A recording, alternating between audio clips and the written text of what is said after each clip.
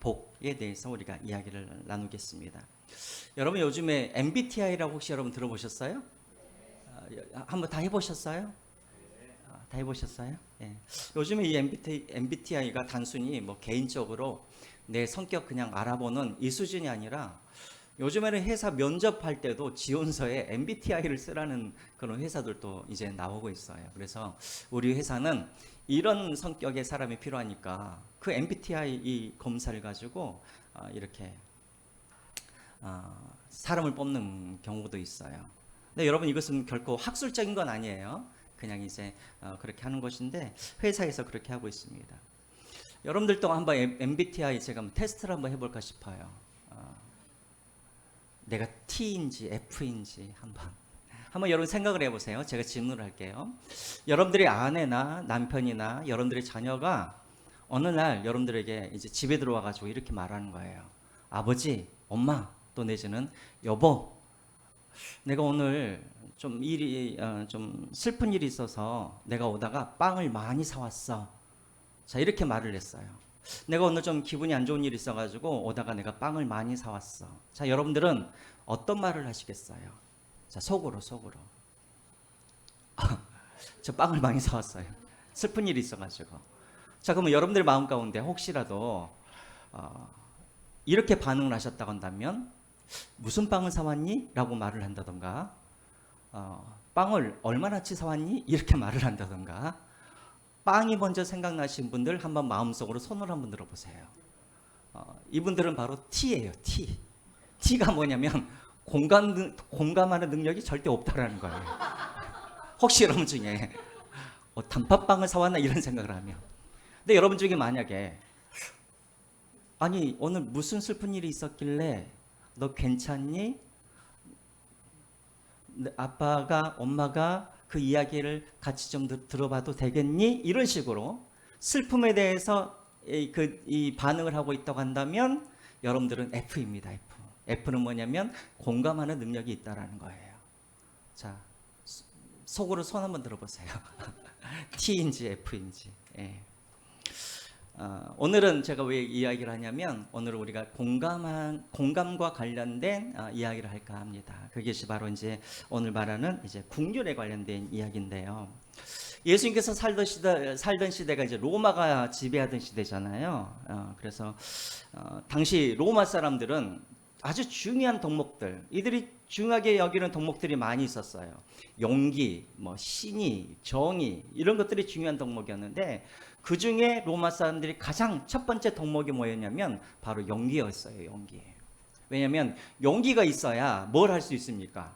전쟁에서 승리할 수 있고 그 다음에 세계를 제패할 수가 있고 지배할 수가 있으니까 이들에게 가장 중요한 덕목이 뭐였냐면 용기였어요. 그래서 어느 정도였냐면 만약에 자식을 낳았어요. 자식을 기르는데 보아하니까는 얘가 너무 시원찮아요. 보니까는 너무나 비실비실거려요. 그러면 당시 로마의 아버지들은 권리가 있었어요. 어떤 권리가 있었냐면 힘이 없고 나약한 아들을 죽일 수 있는 권리도 있었어요. 왜냐하면 이 나약하다 그리고 힘이 없다 이것은 가문의 수치였기 때문에 그래요.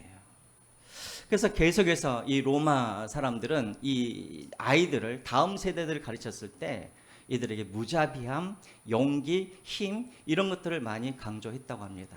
그래서 여러분 우리가 콜로세움에서 막 이렇게 죄수들이 나와서 막 칼 한 자리 주고 맹수들과 그렇게 싸우게 하는 건 단순히 이것은 즐거움이 아니라 적들에 대해서 절대로 무자비를 베풀어서는 안 된다라는 것을 사람들에게 그렇게 교훈하기 위하여서 단순히 그냥 어떤 그런 즐거움이 아니라 그것들을 교훈하기 위하여서 그런 일들을 했다고 해요. 그래서 여러분 로마에서 발견된 한 문서를 보면은 국률이라는 단어가 나오는데 국률은 사람들의 영혼을 병들게 하는 질병이라고 그렇게 이야기를 합니다. 로마에서는. 왜요? 적들에게 만약에 국률을 베풀었다, 적들을 불쌍히 여겼다, 그럼 어떤 일이 벌어질까요? 이들을 살려두었다가 다음에 이들이 강해져서 우리를 다시 대적할 수가 있잖아요. 그러니까 절대로 적들에게는 절대로 국률을 베풀어서는 안 되고 무자비하게 그들을 질밟아야 한다. 이것이 바로 로마 사람들이 강조했던 바였어요. 예수님께서 사시던 그 시대에는 바로 힘, 용기 이것이 중요한 덕목이었다라는 것이죠. 그런 시대에 예수님께서 유대인들에게 뭐라고 말씀하시냐면, 자기를 따르는 백성들에게 뭐라고 하시냐면, 긍휼히 여기는 자는 복이 있나니라는 이 놀라운 설교를 하고 계시는 거예요. 그러니까 사람들이 듣고 그것이 이해가 되지 않았죠. 어떻게 힘 있는 자가 복이 있어야지, 어떻게 긍휼을 베푸는 자, 연약한 자가 복을 얻을 수가 있는가? 거기에 대해서 의문을 하게 되어지죠.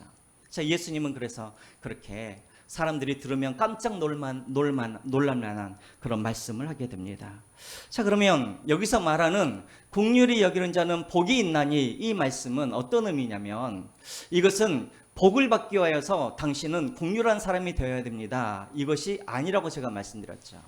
팔복은 복을 받기 위하여서 어떤 조건으로 말씀하신 것이 아니라 이미 당신은 복받은 사람입니다. 왜냐하면 당신은 긍휼한 사람이 되었기 때문입니다. 다시 말하면 복의 결과로 당신은 긍휼한 사람이 되었습니다, 이런 의미인 거예요.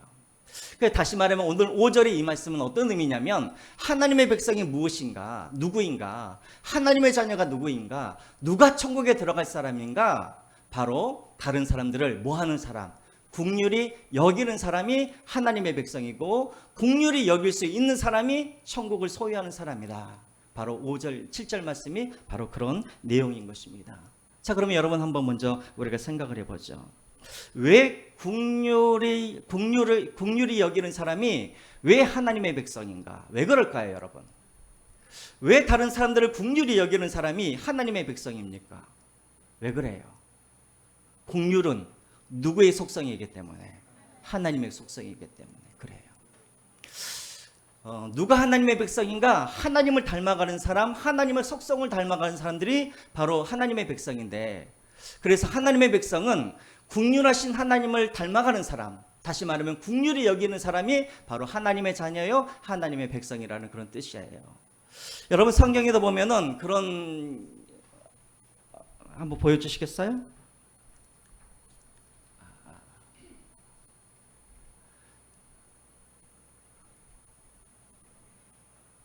자, 출애굽기 34장 6절 말씀 우리 함께 보겠습니다. 시작. 여호와께서 그의 앞으로 지나가며 선포하시되, 여호와라 여호와라, 자비롭고 은혜롭고 노하기를 더디하고 인자와 진실이 많은 하나님이라. 저기서 자비롭고가 바로 뭐냐면 긍휼이에요. 그러니까 우리 하나님은 어떤 하나님이신가? 우리 하나님은 긍휼하신 하나님이라는 거예요. 또 고린도후서 1장 3절에도 나와 있죠. 우리 같이 한번 읽겠습니다. 시작. 찬송하리로다, 그는 우리 주 예수 그리스도의 하나님이시요 자비의 아버지요 모든 위로의 하나님이시며. 우리 하나님은 어떤 하나님이에요? 자비의 아버지요. 다시 말하면 자비는 긍휼의 아버지요, 이런 의미인 것입니다. 우리 하나님은 어떤 하나님인가? 긍휼하신 하나님이라는 거예요. 그럼 여기에서 이제 우리가 한 가지 알아야 돼요. 그럼 대체 목사님, 긍휼이라는 말이 무슨 말입니까? 긍휼이라는 말은 헬라어로는 여러분들이, 히브리어로 여러분들이 많이 들어보셨을 거예요. 헤세드 들어보셨어요? 이게 바로 긍휼, 자비, 사랑, 이런 뜻이에요. 헤세드, 인자. 이게 바로 긍휼입니다. 뭐냐면 무조건적으로 사랑하는 것, 어떤 자격이 없는 사람들을 사랑하는 것, 이게 헤세드인데 이것이 바로 긍휼이에요. 라함, 또 라함이라는 단어도 사용해요. 히브리어로 라함 또는 레헴이라고 하는데, 이것은 뭐냐면 창자가 끊어지다는 의미도 있지만 어머니의 자궁이라는 의미도 있어요. 다시 말하면 여기서 말하는 이 인자는 어떤 의미냐면, 어머니가 태속에 있는 아이에 대한 애틋한 마음, 이것이 바로, 이것이 레헴이고 이것이 긍휼이에요. 그러니까 여러분, 우리가 생각했을 때 우리가 보면 자식이 아프면 마치 누가 아픈 것처럼 느껴져요. 그렇죠. 내가 아픈 것처럼 느껴지죠. 그래요. 이게 바로 긍휼이라는 거예요. 그래서 여러분, 우리 한국말로는 긍휼이라는 말이 잘 이렇게 해석이 좀 어렵지만 영어로 보면은 참 쉬워요. compassion이라고 그래요. compassion이라는 말 들어보셨어요? 들어보셨죠? 막 어린이 이렇게 막 이렇게 선교단체도 있잖아요. 그러니까 come은 뭐냐면 함께란 뜻이에요. 패션은 뭐냐면 고통을 느끼다는 뜻이잖아요. 고통. 그러니까 compassion 하면 함께 고통을 느끼다. 다시 말하면 그 사람의 자리로 내가 그 사람이 되어서 그 사람의 고통을 함께 느끼는 것, 이것이 바로 긍휼인 거예요. 그래서 여러분 국률하면은 종합해 보면 바로 이거예요. 어머니가 자식에 대한 그런 애틋한 마음. 근데 자식이 고통을 당했을 때 그 자식이 느끼는 그 고통을 함께 느끼는 것. 그래서 그 자녀가 느끼는 그 고통을 해결해 주고 싶은 그런 마음. 이런 것이 다 뭐냐면 국률이라는 말. 그것이 바로 국률이라는 거예요. 그래서 여러분 대표적인 예가 하나 있죠. 몇 년 전에 스촨성에서, 중국에 있는 스촨성에서 지진이 한번 일어났잖아요. 그때 이제 방송에서 한번 이 사진을 찍힌 게 있었는데, 한 어머니가 자식을 안고 건물 잿더미 밑에서 깔려서 어머니는 죽었어요. 그런데 누구는 살았어요? 내 아기는 살았어요. 물론 이것도 국률이지만 그 다음에 놀라운 일이 하나가 생겨요. 뭐냐면 그 아이를 끄집어내자마자 그 옆에 있던 여자 경찰이 그 아이를 안더니 수많은 사람들이 있는 그 앞에서 부끄러워하지 않냐고 자신의 그렇게 아이에게 그렇게 젖을 그렇게 먹이는 장면이 그렇게 사진으로 찍혔어요.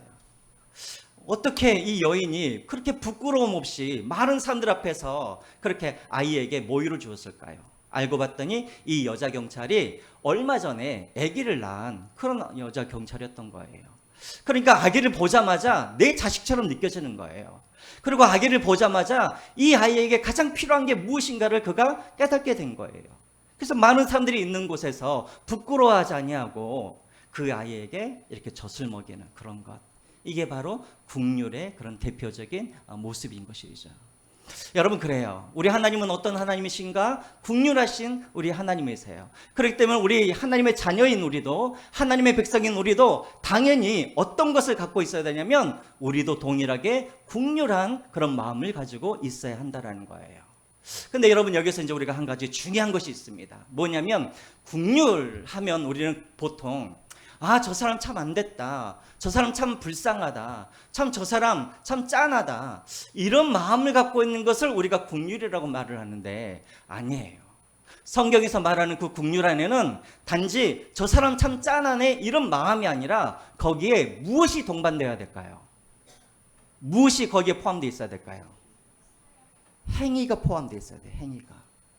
그러니까 단순히 저 사람이 어떤 문제가 있었을 때 아유 저 사람 참 이렇게 짠하게 됐네 불쌍하게 됐네가 아니라 그 사람이 가지고 있는 그 문제를 해결해 주기 위하여서 내가 그 사람의 환경으로 사정으로 내가 들어가는 것, 그래서 내가 무엇인가를 행해야 하는 것, 이것이 바로 뭐냐면 실천하는 것, 이것이 국률 안에 다 포함되어 있는 거예요.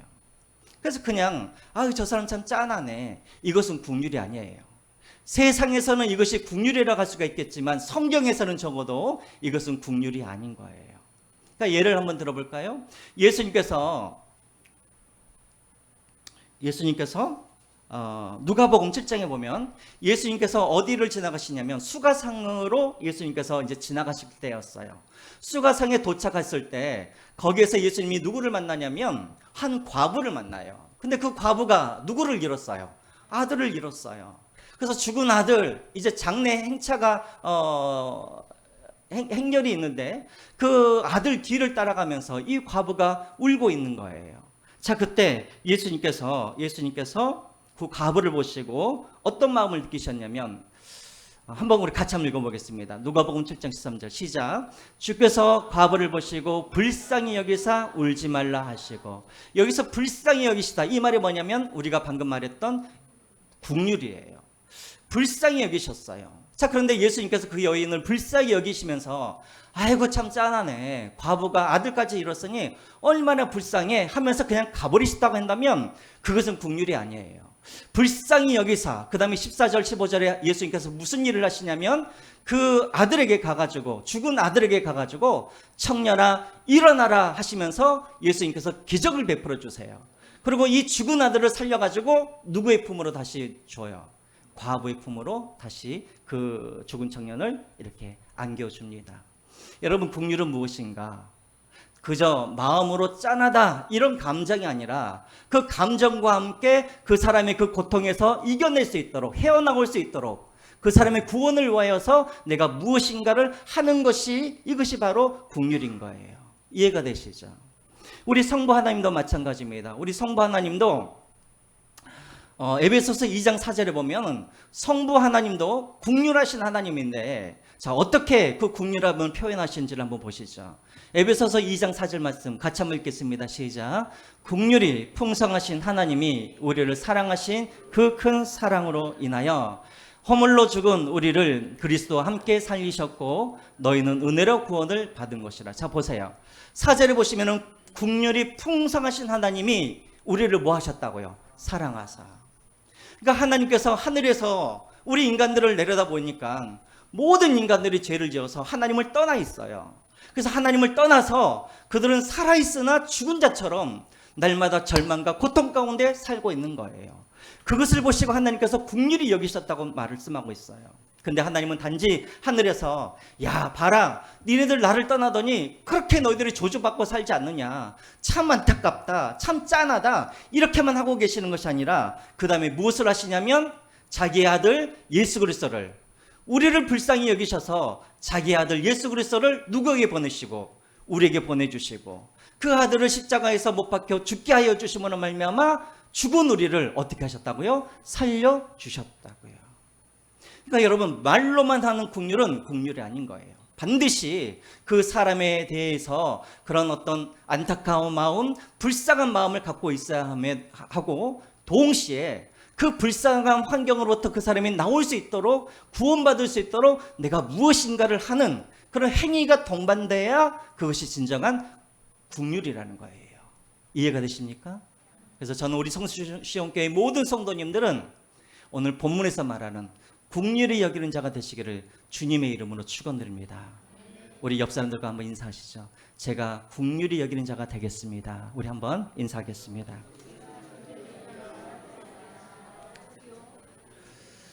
자, 그러면 여러분, 긍휼히 여기는 자가 되는 것, 긍휼히 여기는 자가 되는 것 쉬운 일일까요? 어려운 일일까요?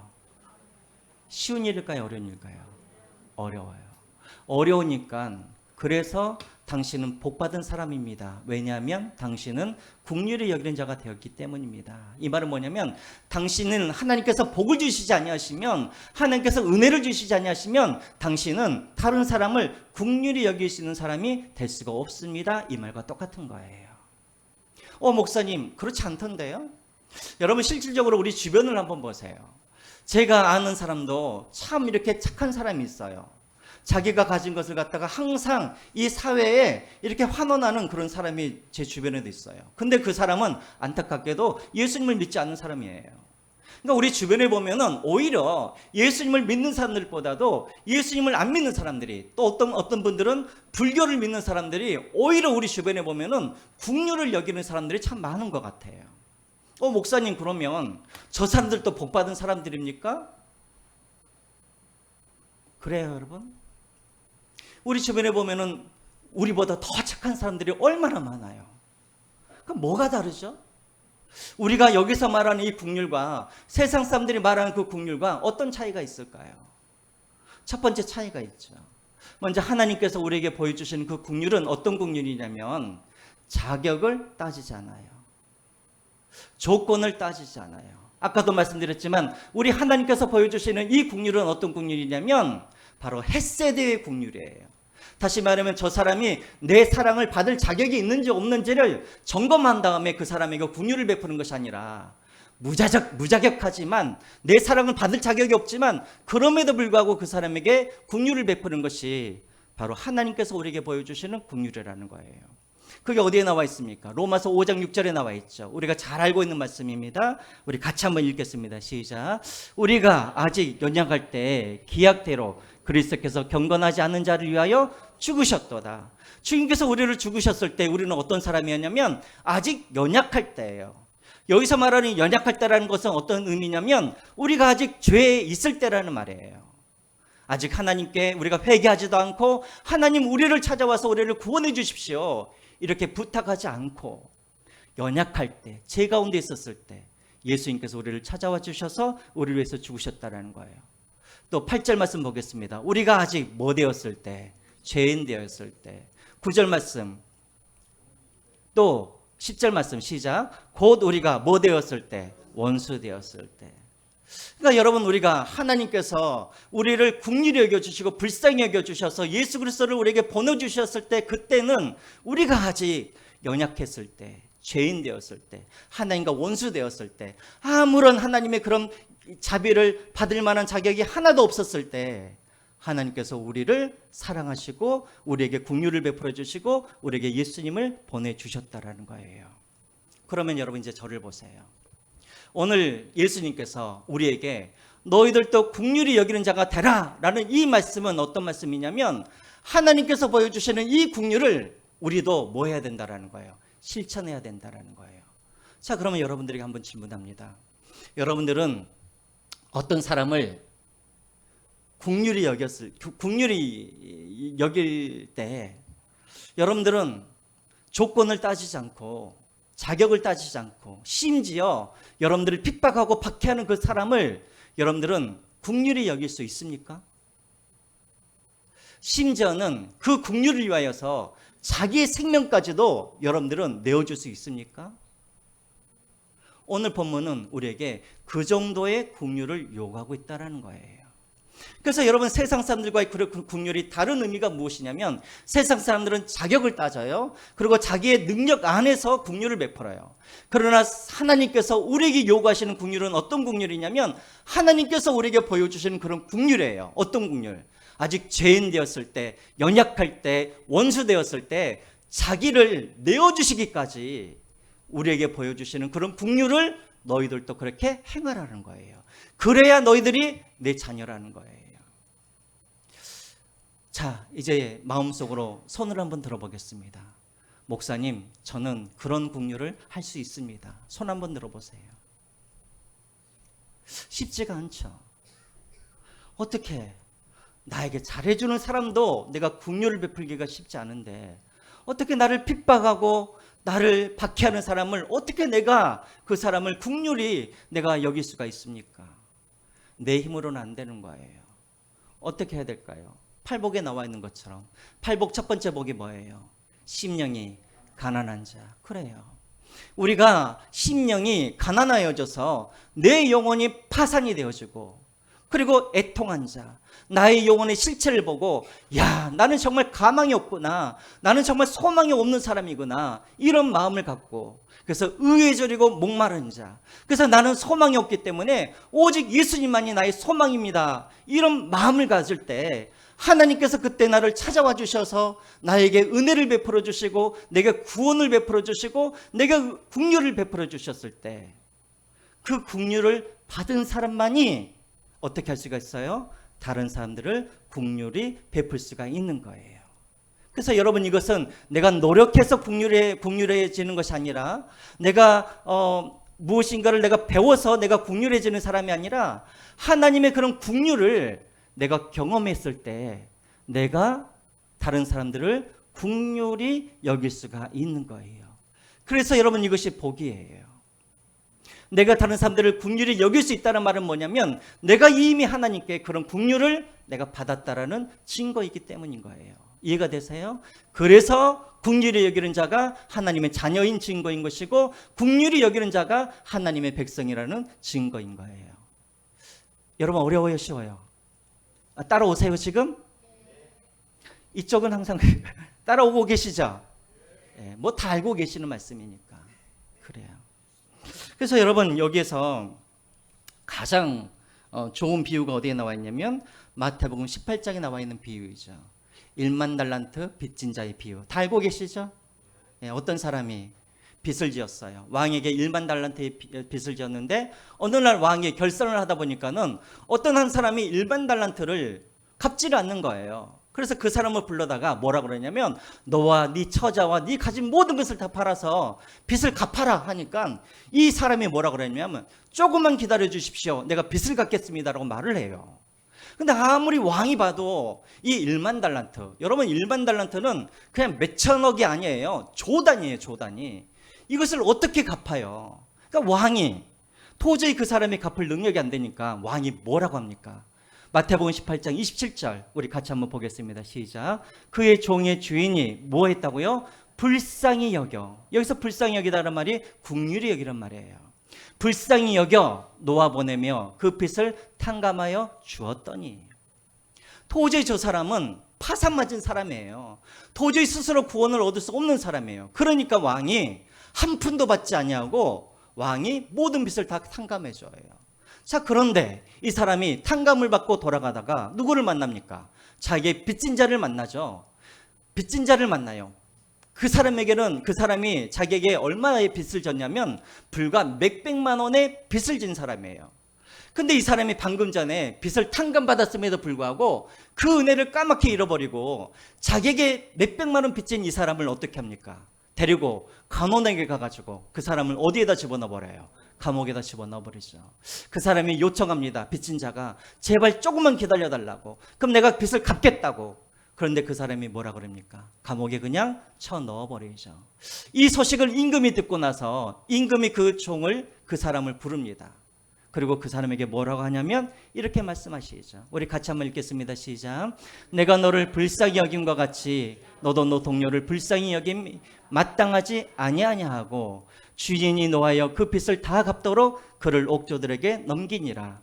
너희가 각각 마음으로부터 형제를 용서하지 아니하면 나의 하늘 아버지께서도 너희에게 이와 같이 하시느니라. 여러분, 여기서 중요한 말씀이 있어요. 33절 제일 뒤를 보세요. 불쌍히 여김이 뭐하다고요? 마땅하지 아니하냐. 다시 말하면 네가 정말 탕감을 받았다고 한다면 다른 사람의 빚도 네가 탕감해 주는 것이 마땅하다라는 거예요. 당연하다라는 거예요. 그래서 여러분, 이 말은 무슨 말이냐면 여러분들이 정말, 우리가 정말 하나님으로부터 예수의 생명에 대해서 우리가 빚을 진 사람이라고 한다면 우리도 다른 사람들을 위하여서 우리의 생명을 뭐 할 수도 있어야 된다는 거예요. 내어줄 수도 있어야 된다는 거예요. 심지어 그 사람이 원수일지라도 우리의 생명을 그 사람을 위해서 내어줄 수 있는 것, 이것을 마땅히 그렇게 하는 사람이 하나님의 백성이요 하나님의 자녀라는 것입니다. 목사님, 도저히 저는 못하겠는데요. 그러면 우리는 다시 한번 우리 자신들을 점검해 봐야 되는 거예요.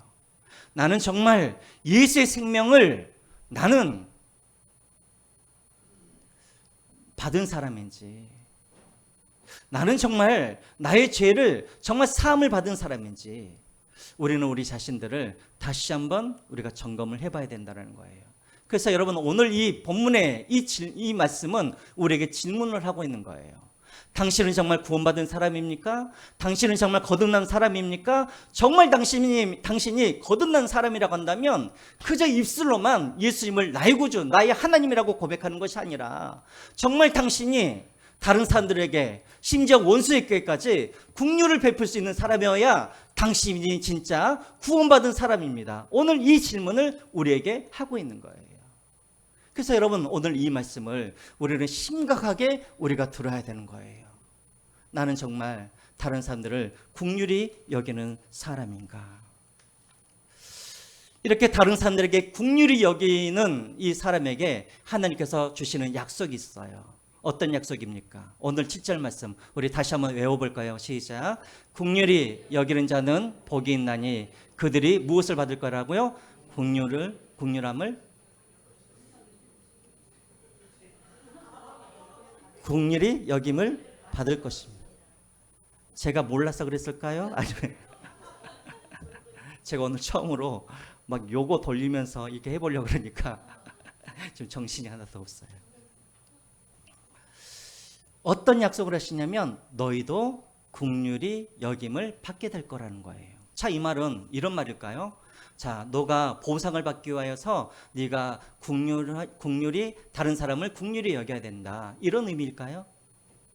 이런 의미예요? 이런 의미가 아니에요. 여러분 한번 생각을 해보세요. 여러분들 지금까지 인생을 살아오면서 다른 사람들에게 얼마나 많은 친절을 베풀었습니까?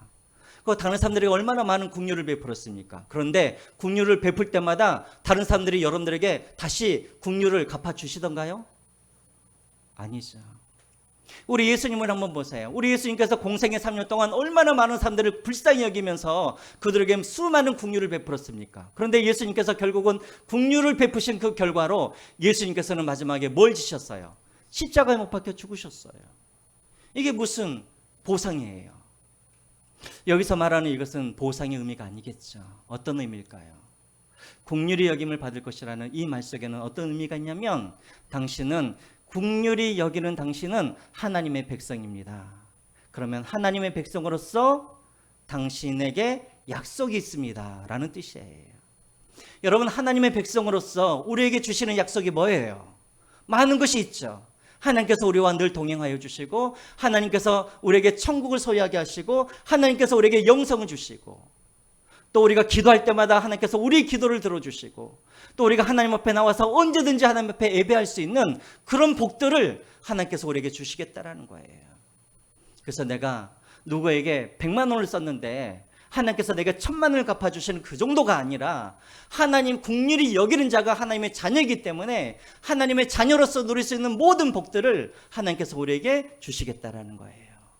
이해가 되시나요? 실망하셨어요? 근데 여러분, 이것은 신학적인 것이고, 사실은 제가 목회를 오래 해봤잖아요. 목회를 하면서 저는 주변에 참 많이 봤어요. 신학적으로는 이것이 보상은 아니지만, 제가 목회를 해보니까 정말로 다른 사람들에게 베풀기를 기뻐하고, 그리고 정말 다른 사람들에게 긍휼히 여기는 사람들은 모르겠어요. 정말 하나님께서 그 사람들에게 복 주시는 것을 제가 목회학적으로 보면은 그런 경우들을 많이 보게 되어져요. 그래서 어쨌든 여러분, 이 말은 보상의 의미는 아니지만, 어쨌든 여러분들이 다른 사람들을 긍휼히 여기면 하나님께서 여러분들을 긍휼히 여겨주시고, 또 하나님의 자녀로서의 그런 복들을 누릴 수 있다라는 그런 약속의 말씀임을 믿으시고, 다른 사람들에게 긍휼을 베풀 수 있는 저와 여러분들이 되시기를 주님의 이름으로 부탁드립니다. 저는 가끔씩 제 아내가 때로는 안쓰러울 때가 있어요. 왜냐하면 저는 사실은 목사로서 사명을 받았기 때문에 목사가 된 것이지만, 저희 아내는 사실은 사모로서의 그런 사명이 있는 건 아니었어요. 그냥 서로 좋아하다가 결혼을 해서 저희 아내가 사모가 되었어요. 처음 전도사가 돼가지고 저희가 사역하던 교회에 왔는데, 사람들이 우리 집사람에게 뭐라 그러냐면 사모님 막 그러는 거예요. 그때 우리 아내가 충격을 받았어요. 아, 내가 사모가 되었구나. 그래서 제가 이렇게 사역을 하다 보면 짠할 때가 많이 있어요. 불쌍해요. 가끔씩이 아니라 자주 불쌍하다는 생각이 들어져요. 그러면 여러분, 불쌍한 마음이 들었으면 내가 어떻게 해야 됩니까?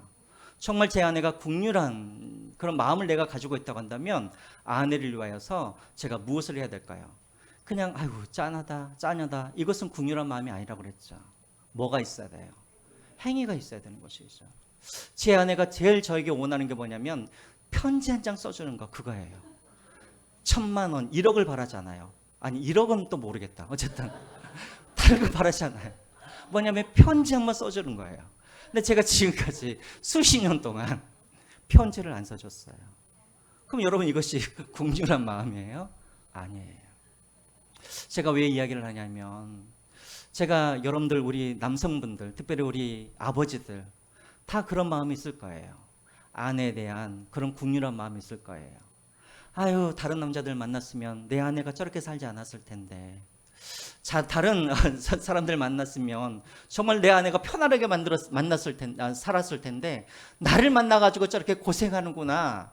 근데 여러분, 그렇게 나를 만나서 고생했구나, 불쌍하다, 이것은 긍휼이 아니에요. 뭐가 있어야 돼요? 행위가 있어야 되는 거예요. 정말 아내를 위하여서 내가 정말 참아야 된다고 한다면, 예수님께서는 나의 자신의 생명까지도 내어주셨는데 내 자존심 하나 꺾지 못한다고 한다면, 그것은 긍휼한 사람이 아닌 거예요. 아내도 마찬가지예요. 남편이 밖에서 일하고 들어오면 짠하죠. 불쌍하게 느껴지죠. 그런데 여러분, 그것이 긍휼한 마음이 아니에요. 정말 남편에 대해서 내가 긍휼한 마음을 갖고 있다 한다면 내 말이 바뀌어야 되고 내 행위가 바뀌어야 되는 거예요. 그것까지 포함해서 여러분, 긍휼함이에요. 그래서 여러분, 우리가 자녀들을 대할 때도 마찬가지고, 우리 자녀들도 마찬가지예요. 부모님 생각할 때마다 여러분들이 정말 우리 부모님 참 나 때문에 고생한다, 짠하죠, 불쌍하죠. 근데 그것만으로는 되는 것이 아니에요. 정말 여러분들이 부모에 대한 그런 긍휼한 마음을 갖고 있는다고 한다면, 여러분들이 뭐가 바뀌어야 돼요? 행위가 바뀌어야 되는 거예요. 긍휼함에 동반된 그런 행동이에요. 말이 바뀌어야 되고, 여러분들의 사랑의 행위가 동반되어야 그것이 진짜 긍휼함이에요. 아유, 우리 아내는 자격이 없습니다. 우리 아내는 조건이 안 됩니다. 이건 아니죠. 조건 없이, 자격 없이 그렇게 사랑하고 그런 사랑의 행위가 동반되어지는 것, 이것이 긍휼함이라는 것입니다. 여러분, 이제 마지막으로 제가 말씀한 구절만 읽겠습니다. 여러분, 우리가 사도 바울이 성경을 몇 권을 썼어요? 13권을 썼죠.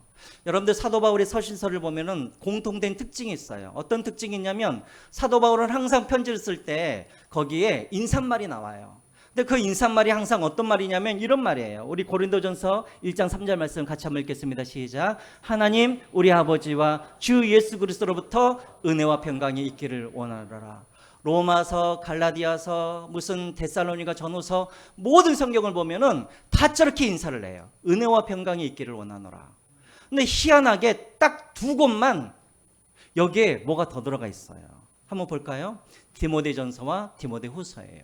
디모데전서 우리 한번 읽겠습니다. 시작. 믿음 안에서 참 아들 된 디모데에게 편지하노니 하나님 아버지와 그리스도 예수 우리 주께로부터 은혜와 긍휼과 평강이 내게 있을지어다. 이상하죠? 다른 모든 성경에는 은혜와 평강이 내게 있기를 원한다라고 하는데, 이 디모데전서와 디모데후서만은 은혜와 그 다음에 뭐가 들어가요? 긍휼과 평강이 들어가요. 왜 그럴까요? 제가 묵상을 해보니까 우리가 보통 디모데전후서를 우리가 뭐라 그러냐면 이것을 목회서신이라고 불러요. 다시 말하면 디모데야, 네가 목회를 잘하기 위하여서 너는 이렇게 해야 한다라고 쓴 편지가 디모데전후서예요. 그럼 지금 왜 여기에다가 긍휼을 넣어놨을까?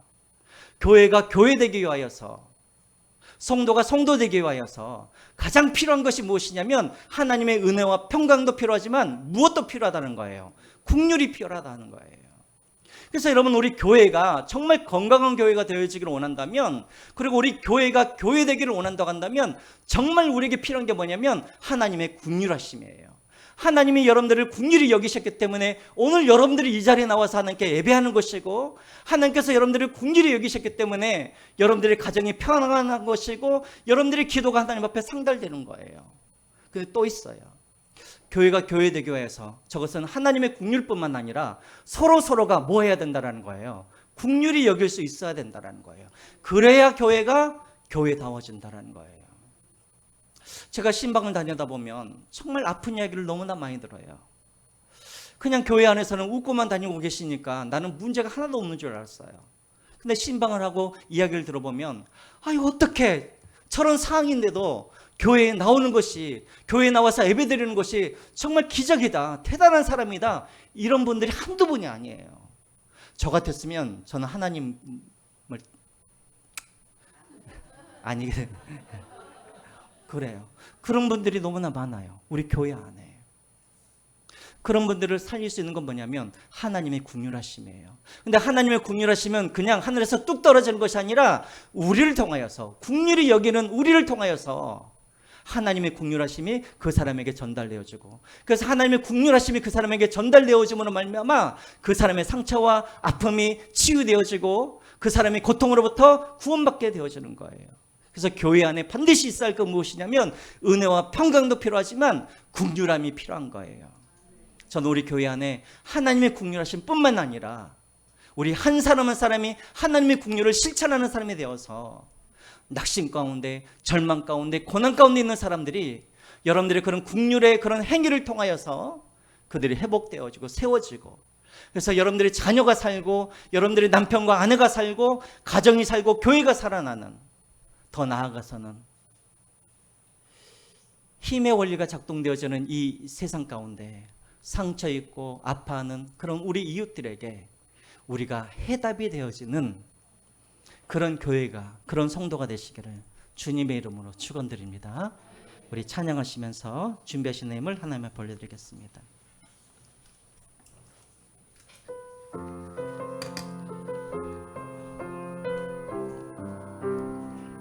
아버지, 당신의 마음이 있는 곳에 나의 마음이 있기를 원해요.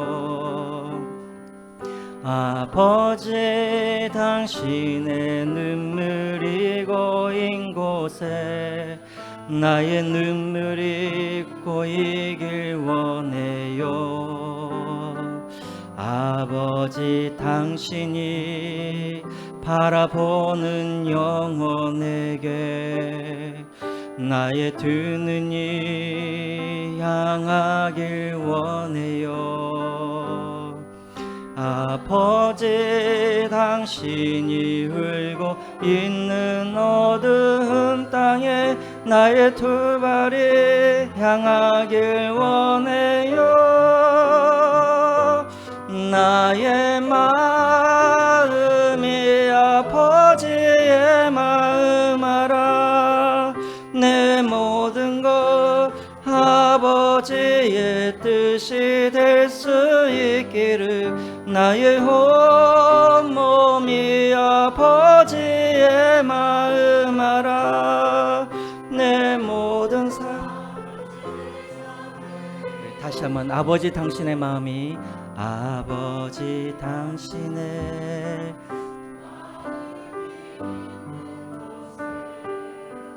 나의 마음이 있기를 원해요.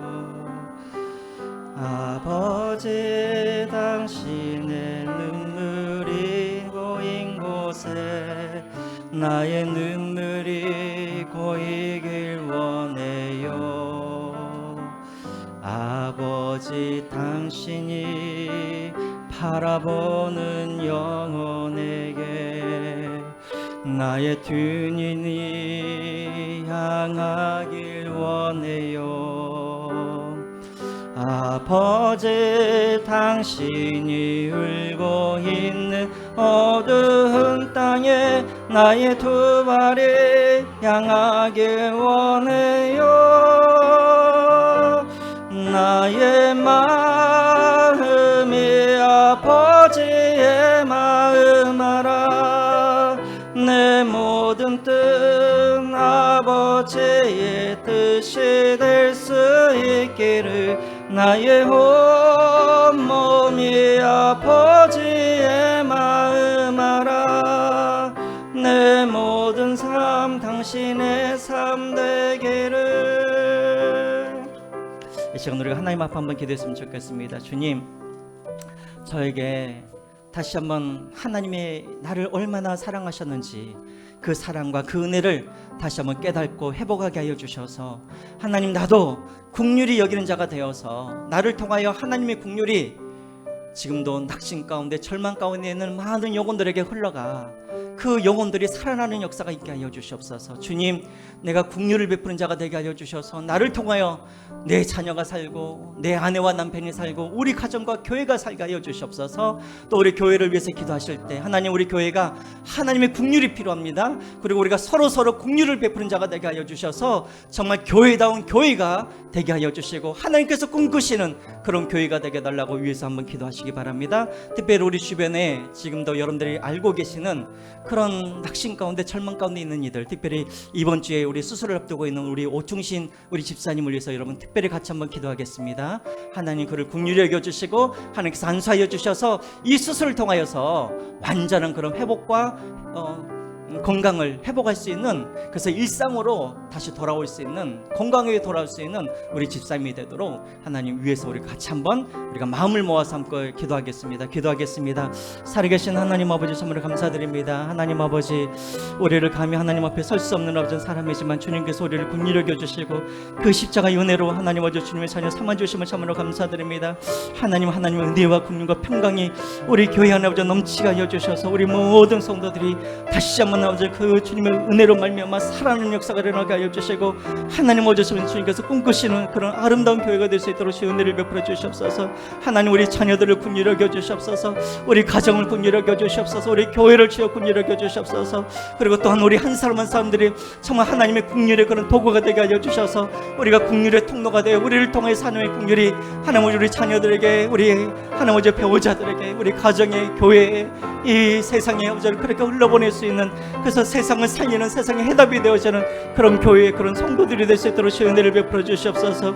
특별히 하나님 아버지 우리 오충선 집사님을 위해서 기도합니다. 하나님 아버지, 이제 8월 8일 날 하나님 아버지 수술할 때 하나님 아버지 주님께서 두렵고 걱정 염려 당하지 마 배너로 높게 하여 주시고 하나님께서 친히 하나님 안사하여 주시옵소서. 하나님 오전에 이 수술이 마지막 수술이 되게 하여 주시옵소서. 동시에 하나님 오전에 동일한 오전에 일로 인하여 다시 넘쳐 병을 찾는 일 없도록 도와주시옵소서.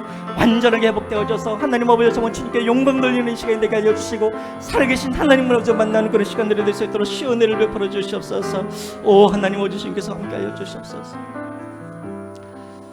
긍휼이 많으시는 하나님 아버지, 감히 하나님 앞에 설 수 없는 죄인인 우리를 하나님께서 우리를 긍휼히 여겨주셔서 예수 그리스도를 우리에게 보내주시고 그 예수 그리스도를 십자가에 못 박혀 죽게 하여 주심으로 말미암아 하나님은 우리를 주님의 자녀 삼아 주심을 참으로 감사드립니다.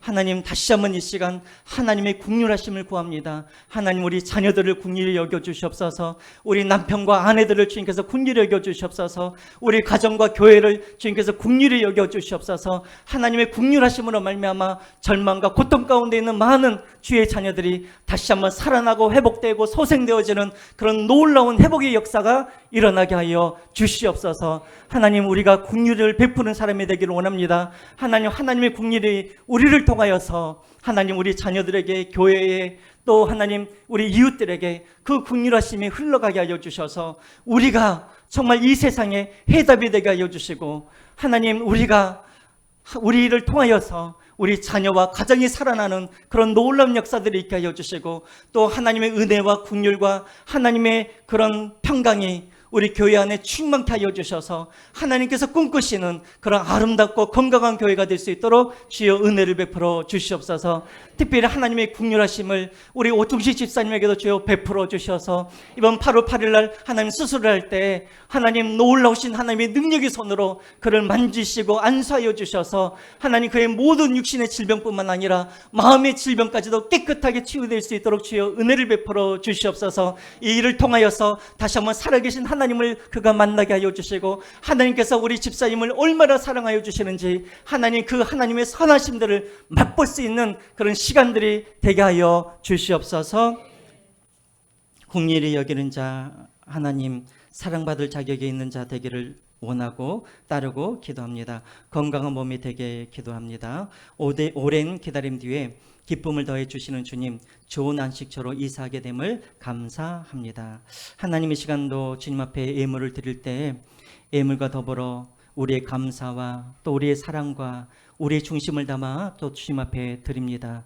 하나님 물질뿐만 아니라 우리 인생도 마음껏 주님께서 받으시고 마음껏 주님께서 사용하여 주셔서 주님의 나라와 영광을 위하여서 귀하게 사용되어지는 물질과 우리가 되게 하여 주시옵소서.